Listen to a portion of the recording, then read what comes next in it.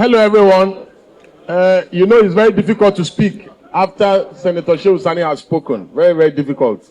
Again, it's very important to say that what distinguished Senator Shehu Sani has said is very true, very senior comrade. Many of the comrades here, they always avoid arrest, even this cameraman.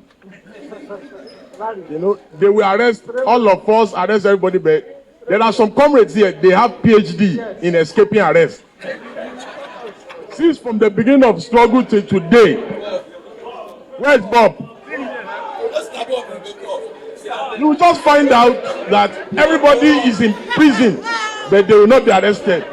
So I will be in the front line. Yes, it has even gotten to the point where I'm suspecting some people here that they are police officers. And some people are police officers here. Because there was a day I can never forget during the End Bad Governance protest. So I just came, I was mobilizing, I came, dropped some people, then I left, I went to go and carry some people. My God, at that Wuse market, if you see the way they were unleashing tear gas at that Wuse market, I've never seen somebody run like the way I saw this guy running. You know who you are now? Do I need to mention name? The guy ran, I'm like, I had to tell my driver, follow him. I want to see where he will stop. He didn't stop. So, but it's been this struggle has been very frustrating, I must say, because when we gather like this, people just say they're only the good side. It has been very frustrating because majority of Nigerians don't want to fight. And so when people don't want to fight, and you are fighting day in, day out, you are fighting. So it becomes frustrating, becomes tiring. And I don't have the patience of Showore. When you look at the people you think should be on your side, when you look at the comments, the remarks on social media, the insult, it becomes extremely frustrating, especially when you discover, somebody looks at me and say, oh, you people, you are fraudsters, you are thieves, you are this, you are that. Insult Showore. Somebody that's, okay, even me, if I have Showore opportunity, I will not be doing what Showore is doing. Because me, I'm always very frank with myself. I tell myself the truth. I'll just be in Minnesota chilling. There's somebody that I think they went for APC meeting in Aso Rock. He said jollof rice, steaming, AC chilling.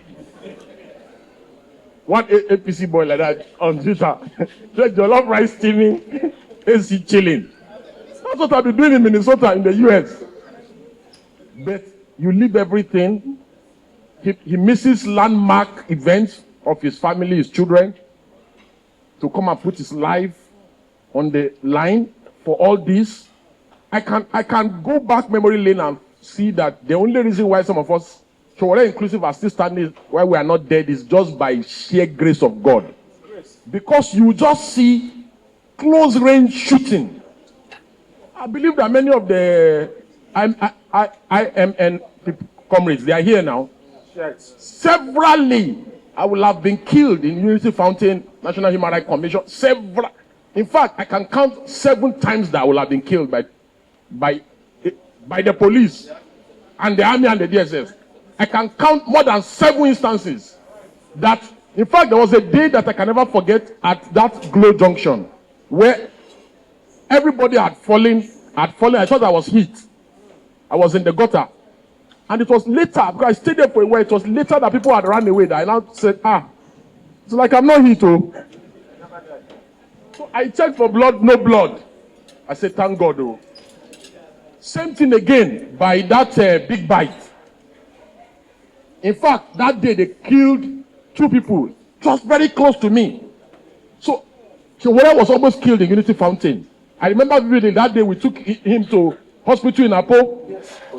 So the instances are many. So when people now come online and trivialize all these things, and they reduce it because I'm not supporting the politician you are supporting, and they reduce it to banter. They reduce it to insulting people. We may not agree. We may never agree. But for you to come and think that commonize people's sacrifice and police. There's no way I'm going to support any politician you are supporting. Even Sowore himself that's sitting here. Have you ever seen me openly say, vote for Sowore? All I said during the last election is that my one vote is for Sowore. I will not convince you that you should vote for him. My one vote is for Sowore. So the fact that I'm not openly campaigning for you does not mean that you should be my enemy. And lastly, let's even say that we are not campaigning for Sowore. If we are being sincere with ourselves in this country, that we want a restart button in this country, that the reason why the country is this bad is because of how rotten the system is, that we want someone that can restart the country. Okay, the person that can restart the country is the person that is going around visiting and doing coalition with Malami. The people that can help restart this country are people that are mingling with the El-Rufais of this world. See, Nigerians know the truth. Nigerians know the truth. I have got it. That is why I'm not going to put my life on the risk like Sowore. That time has passed where I say, oh, kill me now. I'll come out and say, yes, I'm ready to die. No, I'm not dying again. What if Methuselah? Now, if I get killed, I know that there's no contributing negligence in it. You know, there's what is called contributing negligence in law. That I died because there was no escape route. Because I've looked around. Nigerians know what they are doing. Nigerians know exactly what they are doing. Because if not, a fraudster, somebody that took a state's money and put in his family business, how is it different from Alpha Beta?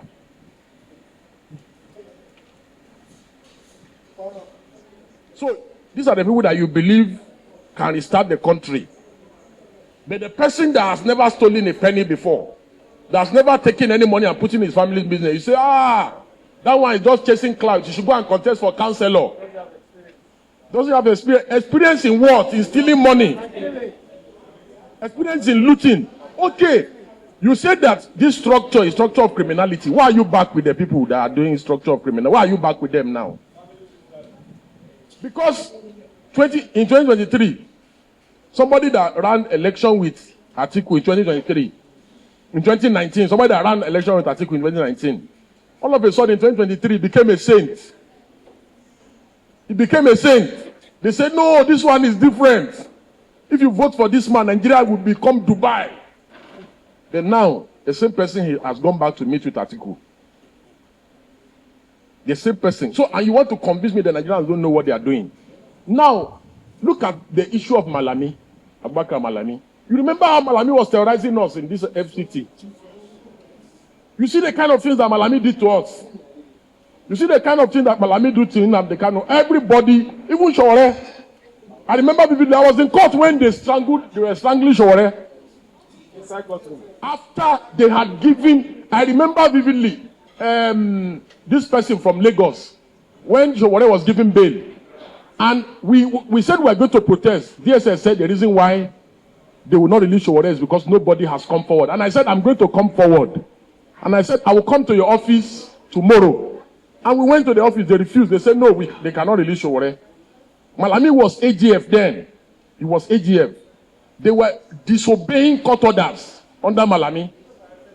Now, listen. Let me give you the gist of it. When the DSS went and they abducted and injured Sowore in court, Malami did not say anything. But look at today. Kama is serving Malami Kunu Aya. And now, Malami is complaining. Malami is even afraid to perfect his bail. He's hiding in Kuje. So, and why am I saying this? This is for the oppressors of today. That the Malami should serve as an example that power is very transient. That because you are in power today, that because you are in power today does not mean that you'll be in power tomorrow. That what is happening to Malami is small compared to what is going to also happen to you.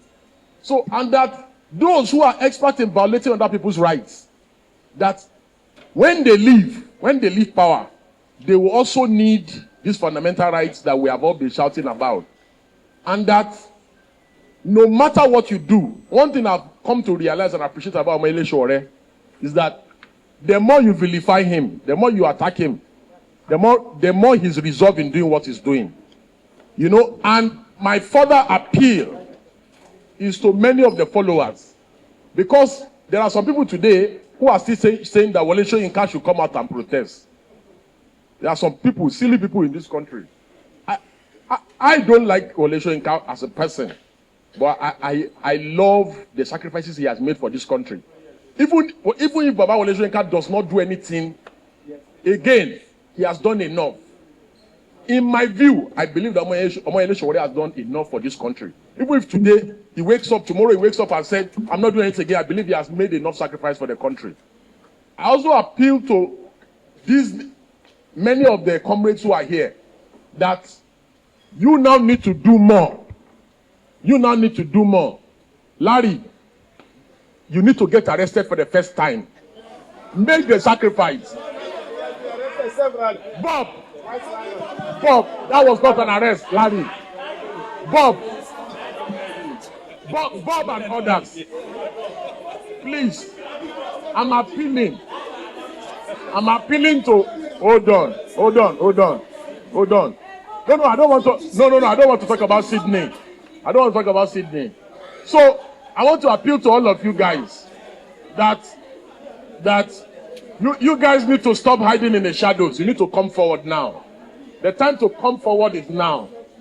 And you guys, you have the platform, you have the network, and you can make it happen. And that even people like Juwon, they have gone cold. Where's Juwon? Juwon is like he has found love. You understand? Many people have gone cold. So I'm appealing to you guys that now you have everything it takes. Please do the needful on our behalf so that some of us we can relax and now take care of our children. God bless you. Solidarity.